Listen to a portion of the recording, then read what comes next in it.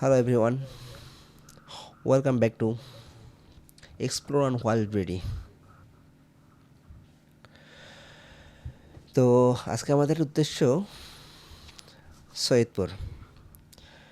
আমরা বর্তমানে আছি ঢাকা রংপুর মহাসড়কে। আমরা বিশেষ একটা কাজের উদ্দেশ্যে ঢাকায় ঢুকছিলাম, আর এটা ছিল 2024 সালে। এবং আমরা সকালবেলা সৈয়দপুর থেকে রওনা দিই এবং আমরা সন্ধ্যার মধ্যে ঠিক আছে আমরা আবার ব্যাক করি। তো যাই হোক, আমরা যে সময় রাইড করেছিলাম সেটা হচ্ছে গোধূলি লগ্নে। সূর্যাস্ত যাচ্ছে বা সূর্যাস্ত হয়ে গেছে। আমরা যদি আমাদের ভিডিওটা একটু ভালো করে দেখি বা লক্ষ্য করি, তাহলে দেখব যে সন্ধ্যা সবেমাত্র শুরু হয়েছে। আসলে রাইডারদের জন্য এই সময়টা রাইড করে একটু হলো আমি মনে করি ডিফিকাল্ট।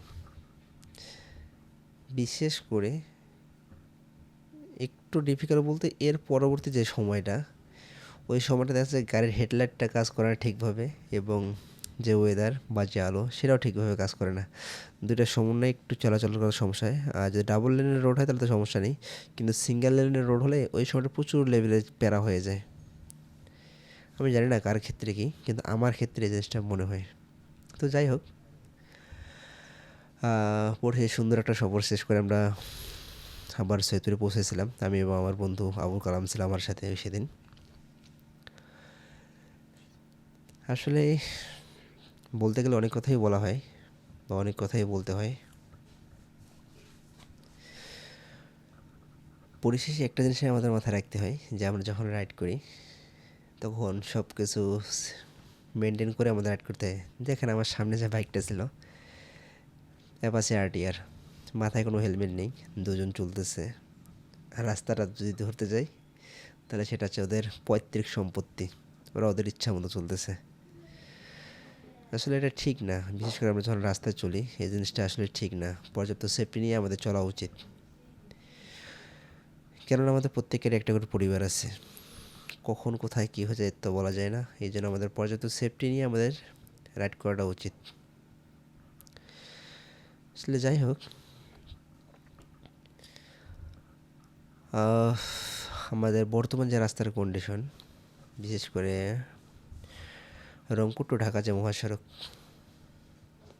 এক কথা বলতে গেলে এটা উত্তরবঙ্গের মানুষের জন্য আমি মনে করি আশীর্বাদ।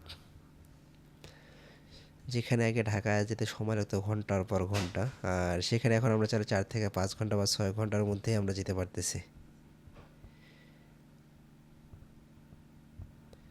সেখানে আমরা 4 থেকে 5 ঘন্টা বা 6 ঘন্টার মধ্যে আমরা ঢাকা পৌঁছাতে পারতেছি। আমি আসলে ব্যক্তিগতভাবে মনে করি যে এটা আমাদের উত্তরবঙ্গের মানুষের জন্য আশীর্বাদ। বিশেষ করে যারা ঢাকাতে যাতায়াত করে বা আগে থেকে করতেছিল বা করে, ঠিক আছে, এনাদেরকে যে বলা যায় যে আসলে রাস্তার যে উন্নয়নটা হয়েছে বা রাস্তায় এখন যেগুলো করা হয়েছে এটাতে আসলে আপনারা কতটুকু খুশি, আশা করি ওনারা ডিরেক্টলি বলবে যে আমরা আগে যে সময়টা নিয়ে যাতায়াত করতাম আর এখন যে সময়টা নিয়ে যাতায়াত করতেছি, দুটার মধ্যে আসমান জমিন পার্থক্য। এটা আসলে আমাদের জন্য একটা উন্নয়ন।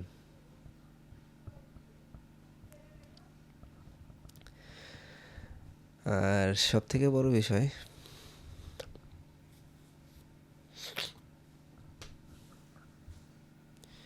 অনেক সুন্দর একটা ট্যুর ছিল আমাদের। দেখেন আমরা যে গাড়িটাকে ওভারটেক করলাম, এদের কোনো হেলমেট নেই। আসলে এই জিনিসটা ঠিক না। আমরা যখন রাইড করবো অবশ্যই সেফটি মেনে রাইড করা উচিত। মাস্ট বি হেলমেটটা আমাদের মাথায় রাখা উচিত,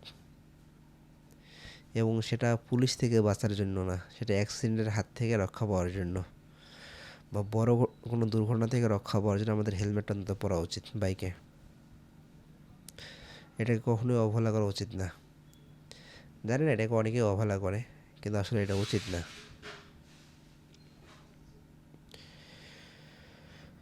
তো চলেন কথা না বাড়াই, আমরা গোধূলি লগ্নে ঢাকা রংপুর মহাসড়ক যে মহাসড়কটি আছে সেটার একটু ফিল নেওয়ার চেষ্টা করি। So let's start again.